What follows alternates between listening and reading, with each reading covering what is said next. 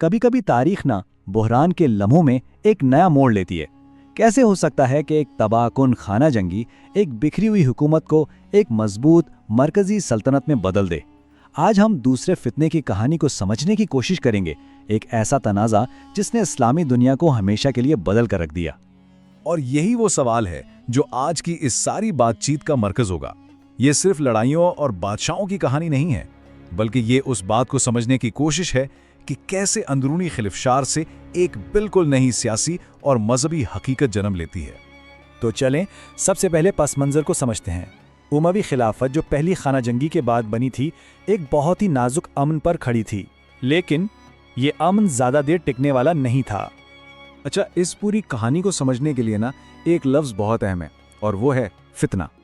اسلامی دنیا پہلے ہی ایک فتنے سے گزر چکی تھی اور اب ایک دوسرے، بلکہ شاید اس سے بھی زیادہ تباہ کن فتنے کا سامنا کرنے والی تھی۔ یہ ایک ایسی آزمائش تھی جو خلافت کی بنیادوں کو ہلا کر رکھنے والی تھی۔ تو خرابی شروع کہاں سے ہوئی؟ اصل میں معاویہ کا اپنے بیٹے یزید کو جانشین نامزد کرنے کا فیصلہ ایک بہت بڑا تاریخی موڑ تھا۔ دیکھیں، اسلام میں اس سے پہلے موروثی جانشینی کی کوئی مثال نہیں تھی، اور اس ایک قدم نے خلافت کو ایک طرح سے بادشاہت میں بدل دیا، جس کی وجہ سے شدید غصہ اور ناراضگی پھیلی، اور اسی نے آنے والی بغاوت کی بنیاد رکھی۔ اور ظاہر ہے جب ایسی صورتحال ہو تو مزاحمت تو ہوتی ہے۔ اسی مزاحمت سے نئے چیلنجر سامنے آئے۔ جیسے ہی یزید نے اقتدار سنبھالا، خلافت کے الگ الگ کونوں سے طاقتور لوگ اس کی حکمرانی کو چیلنج کرنے کے لیے کھڑے ہو گئے۔ تو یہاں میدان میں کون کون تھا؟ یہ ہیں اس کہانی کے مرکزی کردار۔ ایک طرف تو تھے بنو امیہ، جو کہہ رہے تھے کہ بھئی ہمارا موروثی حق ہے۔ ان کے مقابلے میں تھے عبداللہ بن زبیر، جو چاہتے تھے کہ پرانے اسلامی طریقے یعنی مشاورت پر واپس جایا جائے۔ اور پھر تھے حسین بن علی، جو موروثی حکومت کے تصور کو ہی سرے سے غلط سمجھتے تھے۔ تو یہ صرف اقتدار کی جنگ نہیں تھی، یہ نظریات کا ٹکراؤ تھا کہ اسلامی حکومت کا مستقبل کیسا ہونا چاہیے۔ اس جنگ کا جو پہلا بڑا واقعہ پیش آیا وہ تھی حسین بن علی کی طرف سے کوفہ میں بغاوت کی کوشش، لیکن یہ بغاوت شروع ہونے سے پہلے ہی کچل دی گئی۔ کربلا کے میدان میں حسین اور ان کے ساتھیوں کی شہادت فوجی لحاظ سے شاید ایک چھوٹا واقعہ ہو، لیکن اس کے جو اثرات ہوئے وہ بہت گہرے اور ہمیشہ رہنے والے تھے۔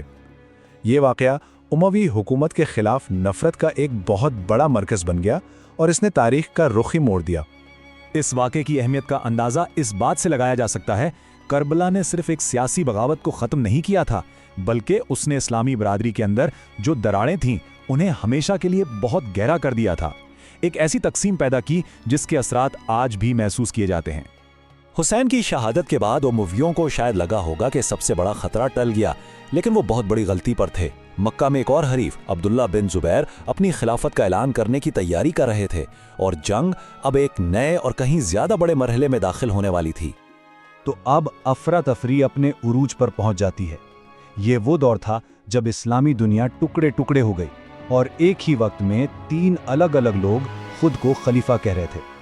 سال تھا 683 عیسوی۔ ہوا یہ کہ خلیفہ یزید کا اچانک انتقال ہو گیا، اور اس کی موت سے اقتدار میں ایک ایسا خلا پیدا ہوا کہ اموی حکومت تقریباً ہر جگہ سے ختم ہو گئی۔ یہ عبداللہ بن زبیر کے لیے ایک بہترین موقع تھا کہ وہ آگے بڑھیں اور اپنی خلافت کا اعلان کر دیں۔ ذرا اس وقت کا نقشہ ذہن میں لائیں۔ اموی سلطنت بری طرح بکھر چکی تھی۔ عبداللہ بن زبیر نے تقریباً پوری خلافت پر کنٹرول حاصل کر لیا تھا، اور اموی صرف شام کے کچھ حصوں تک سمٹ کر رہ گئے تھے۔ اسی دوران عراق میں علی کے حامیوں نے اپنا الگ محاذ کھول دیا، جبکہ خوارج نے اس افراتفری کا فائدہ اٹھاتے ہوئے اپنی آزاد ریاستیں بنا لیں۔ مطلب یہ مکمل خانہ جنگی تھی۔ تو جب لگ رہا تھا کہ امی حکومت بس اب ختم ہونی ہی والی ہے، خاندان کے اندر سے ہی ایک نیا لیڈر سامنے آیا۔ پہلے مروان اور پھر اس کے بیٹے عبد الملک نے اقتدار سنبھالا، اور یہی وہ لوگ تھے جو امویوں کی قسمت بدلنے والے تھے۔ اور یہیں سے جنگ کا پانسا پلٹنا شروع ہوتا ہے۔ عبد الملک کی قیادت میں امویوں نے اپنی کھوئی ہوئی سلطنت کو واپس لینے کے لیے ایک بہت ہی منظم اور بے رحمانہ مہم شروع کی۔ عبد الملک کی حکمت عملی کی سب سے خاص بات یہ تھی کہ وہ بہت منظم تھی۔ اس نے کوئی جلد بازی نہیں کی۔ دیکھیں اس نے کیا کیا۔ پہلے اپنے مرکز یعنی شام کو مضبوط کیا، پھر مصر پر دوبارہ قبضہ کیا، اس کے بعد وہ عراق کی طرف بڑھا، اور آخر میں جنگ کے مرکز یعنی مکہ پر حملہ کیا، جہاں ابن زبیر موجود تھے۔ یہ ایک لمبی اور مشکل حکمت عملی تھی، لیکن یہ کامیاب رہی۔ 12 سال یہ تباہ کن خانہ جنگی پورے 12 سال تک چلتی رہی۔ سوچئے، ایک پوری نسل کی جنگ جس نے اسلامی دنیا پر بہت گہرے زخم چھوڑے، لیکن اسی نے ایک نئی سلطنت کی بنیاد بھی رکھی۔ تو جنگ تو ختم ہو گئی، لیکن اس کے بعد جو خلافت ابھری وہ پہلے جیسی بالکل نہیں تھی۔ عبد الملک نے صرف زمین واپس نہیں لی تھی، اس نے حکومت کا پورا ڈھانچہ ہی بدل دیا تاکہ اس بات کو یقینی بنایا جا سکے کہ ایسا بحران دوبارہ کبھی نہ آئے۔ یہ جو موازنہ ہے نا، یہ اس جنگ کا سب سے اہم نتیجہ ہمارے سامنے رکھتا ہے۔ جنگ سے پہلے خلافت ایک غیر مرکزی قبائلی اتحاد جیسی تھی، لیکن جنگ کے تجربے نے عبد الملک کو اسے ایک جدید مرکزی سلطنت میں بدلنے پر مجبور کر دیا۔ اس نے ایک پیشاور فوج بنائی تاکہ ذاتی وفاداریوں پر انحصار ختم ہو، انتظامیہ کو ایک جیسا کرنے کے لیے عربی کو سرکاری زبان بنا دیا، اور یہاں تک کہ اپنی کرنسی بھی جاری کی۔ یہ ایک انقلابی تبدیلی تھی جو سیدھا خانہ جنگی کی آگ سے نکلی تھی۔ لیکن ہر فتح کی ایک قیمت ہوتی ہے۔ اس جنگ نے اسلامی دنیا پر گہرے اور کبھی نہ مٹنے والے نشان چھوڑے۔ موروثی حکومت کا اصول پکا ہو گیا، سنی شیعہ تقسیم اور گہری ہو گئی، قبائلی دشمنیاں شدید ہو گئیں، اور مہدی کے تصور جیسے نئے مذہبی نظریات نے جڑ پکڑ لی، جو مستقبل میں امید بھی بنے اور مزید تنازعات کی وجہ بھی۔ یہ جو بات ہے نا، یہ سیاسی میراث کو بالکل صاف کر دیتی ہے جو اس جنگ نے چھوڑی۔ جنگ کے دوران جو قبائلی اتحاد بنے تھے، خاص طور پر کیس اور یمن قبائل کے درمیان، وہ ایک مستقل مسئلہ بن گئے۔